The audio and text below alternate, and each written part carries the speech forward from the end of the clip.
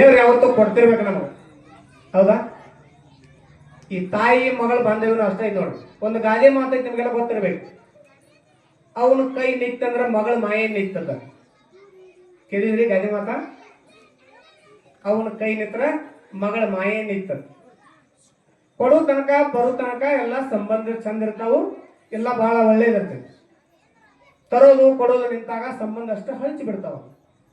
ಹಂಗ ಈ ದೇವಿ ಚರಿತ್ರೆಯನ್ನ ನಾವು ಓದಿದ್ದಾಗ ಇಲ್ಲ, ಒಂದು ವರ್ಷದ ತನಕ ನಮಗ ಓದಾಕಾಗೋದಿಲ್ರಿ, ನಾನು ವಾರಕ್ಕೆ ಒಂದು ಸರ್ತಿ ಓದತನ ಅಂದ್ರೂ ಸಹಿತ, ವಾರಕ್ಕೆ ಒಂದು ಸರ್ತಿ ಓದ್ರ ನಿಮಗ ಆರೋಗ್ಯ ಸಿಗತೈತಿ ಅಂತ ಹೇಳ್ತಾರೆ. ವಾರಕ್ಕೆ ಒಮ್ಮೆ ಆದ್ರೂ ನೀವು ಓದ್ರ ನಿಮ್ಗೆ ಆರೋಗ್ಯ ಸಿಗ್ತೈತಿ, ಮನಸ್ ಶಾಂತಿ ಸಿಗ್ತೈತಿ. ಇಲ್ರಿ ನಮಗೆ ವಾರಕ್ಕೆ ಆಗೋದಿಲ್ಲ, ನಾವು ತಿಂಗಳು ಒಮ್ಮೆ ಆದ್ರೂ ಗ್ರಂಥವನ್ನ ಓದುತ್ತೀವಿ. ಏನೋ ಒಂಚೂರು ಹಂಗ ಇಲ್ರಿ ನಮಗೆ ಬಿಡುವಾಗುದಿಲ್ಲ, ನಮ್ಮ ಸಂಸಾರದೊಳಗೆ ಬಹಳಷ್ಟು ಕೆಲಸ ಕಾರ್ಯ ಅದಾವು, ಬಹಳ ಜವಾಬ್ದಾರಿ ಅದಾವ್ರಿ, ಆ ಗ್ರಂಥ ಹಿಡಿಯಾಕನ ಆಗೋದಿಲ್ಲ ಅಂತಂದ್ರ ಅದಕ್ಕೆ ಚಿದಾನಂದ ಹೋದ್ರು ಕೊನೆ ಪಕ್ಷ ಗ್ರಂಥ ಒಂದರೆ ತಂದಿಡ್ರಪ್ಪ ನಿಮ್ಮ ಮನೆಯೊಳಗ. ಒಮ್ಮೆಲೆ ಈ ಮಾನವಿ ಬತ್ತಿ ಹಾಕುವಾಗ ಮಣಿ ಜಾರಿಸುವಾಗ ಒಂದಿತ ಇದು ಕಣ್ಣಿಗೆ ಬೀಳ್ತೈತಿ, ಅವಾಗ ಧೂಳ ಹೊಡೆದ ಅದು ಸ್ಪರ್ಶ ಆಗ್ತೈತಿ, ಅದಕ್ಕರೆ ನೀವು ಗ್ರಂಥ ಮಣಿ ಒಳಗೆ ಇಡ್ರಿ ಅಂತ ಚಿದಾನಂದ ಹೋದ್ರು ನಮಗೆಲ್ಲ ಗ್ರಂಥವನ್ನು ಮಣಿ ಒಳಗೆ ಇಡುತ್ತಿದ್ದರು. ಆದ್ರ ಏನಾಗೈತಿ ನಮ್ಮ ಪರಿಸ್ಥಿತಿ ಅಂದ್ರ ನಮಗ ಭಯ ಹುಟ್ಟಿಸಿದ. ಏನ್ ಭಯ ಹುಟ್ಟಿಸಿದ ಅಂದ್ರ ಈ ಗ್ರಂಥ ಓದವ್ರ ಯಾರಿಗೂ ಒಳ್ಳೇದಾಗಿಲ್ಲ, ಗ್ರಂಥ ಹೇಳವ್ರ ಅವ್ರಿಗೆ ಯಾರಿಗೂ ಒಳ್ಳೇದಾಗಿಲ್ಲ, ಗ್ರಂಥ ಮನ್ಯಾಗ ಇಟ್ಟವ್ರಿಗೆ ಅವ್ರಿಗೆ ಯಾರಿಗೂ ಒಳ್ಳೇದಾಗಿಲ್ಲ. ಮತ್ತೇನಾಗೈತ್ರಿ? ಅವರೆಲ್ಲ ಸನ್ಯಾಸಿ ಒಳಗೆ ಹೋಗ್ತಾರ್ರಿ.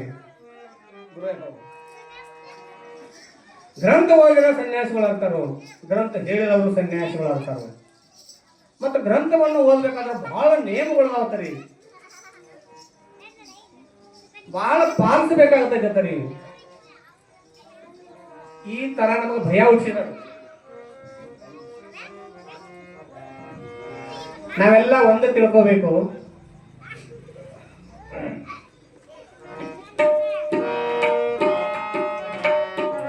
ಈ ಗ್ರಂಥವನ್ನ ಓದುವುದಕ್ಕಾಗಿ ಯಾವ ನಿಯಮ ನಿಬಂಧನೆಗಳನ್ನ ಇಟ್ಕೊಳ್ಬೇಡ್ರಿ, ಇರಬೇಕಾದ ಅವಶ್ಯಕತೆನೂ ಇಲ್ಲ. ನಾನು ನಮ್ಮ ಗುರುಗಳ ಹತ್ರ ಈ ಗ್ರಂಥವನ್ನ ಅಧ್ಯಯನ 5 ವರ್ಷಗಳ ಕಾಲ ಮಾಡ್ತಿದ್ನಿ. ನಮಗೆ ಗುರುಗಳು ಈ ಗ್ರಂಥದ ಅಧ್ಯಯನ ಕಲಿಸುವಾಗ ನೇಮ ಹಾಕಿಕೊಟ್ಟಿದ್ರು, ಕಠಿಣವಾದಂತ ನೇಮ. ಏನಂತ ಹೇಳಿದ್ರ ಬೆಳಗಿನ 5 ಗಂಟೆಗೆ ಏಳಬೇಕು, ತಣ್ಣೀರಿನೊಳಗೆ ಸ್ನಾನ ಮಾಡಬೇಕು, ಗ್ರಂಥವನ್ನ ಪಾರಾಯಣ ಮಾಡಬೇಕು, ಮುಂಜಾನೆ ಸಂಜಿಕ.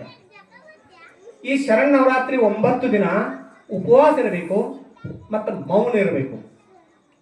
ಕೇವಲ ಪಾರಾಯಣ ಮಾಡುವಾಗ ಮಾತ್ರ ಬಾಯಿ ತುಟಿ ಅಲಿಗಾಡಬೇಕು, ಇನ್ನು ಯಾವುದೇ ಹೊತ್ತಿನೊಳಗ ಮಾತಾಡಬಾರ್ದು, ಮೌನವಾಗಿರಬೇಕು.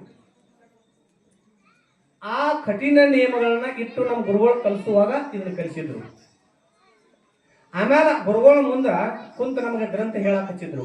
ಹೇಳಪ್ಪ ನೋಡೋಣ ಹೆಂಗ ಹೇಳ್ತೇವೆ. ನಾವು ಅದನ್ನ ಭಕ್ತಿಯಿಂದ ಶ್ರದ್ಧೆಯಿಂದ ಅಭ್ಯಾಸ ಮಾಡಿ ಗುರುಗಳ ಮುಂದೆ ಆ ಪಾಠವನ್ನು ಒಪ್ಪಿಸಿದಾಗ ಗುರುಗಳು ನಮ್ಗೆ ಹೇಳಿದ್ರು, ಆಶೀರ್ವಾದ ಮಾಡ್ತಾರೋ, ಹೌದಪ್ಪ ನೀವು ಈ ಗ್ರಂಥವನ್ನ ಹೇಳೋದಕ್ಕಾಗಿ ಅಧಿಕಾರಿಗಳಾಗಿದ್ದೀರಿ, ಈ ಗ್ರಂಥವನ್ನ ಹೇಳ್ರಿ ಅಂತ. ಆಮೇಲೆ ಗ್ರಂಥವನ್ನ ಈ ರೀತಿ ಇಟ್ಕೊಂಡು ನಾವು ತಲೆ ಮೇಲೆ ಹೊತ್ಕೊಂಡು ನಮ್ಮ ಮನೆಗೆ ಹೋಗುವಾಗ ಗುರುಗಳು ಕೇಳ್ತಾವ,